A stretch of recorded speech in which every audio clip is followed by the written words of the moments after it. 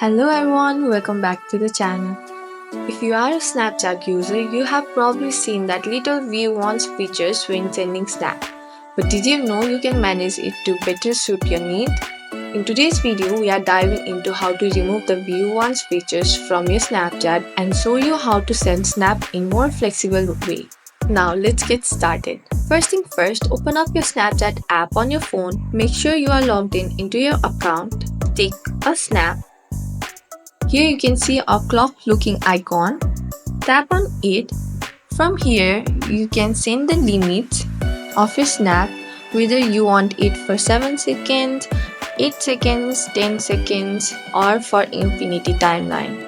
And there you have it. That's how you can manage the view once features on Snapchat.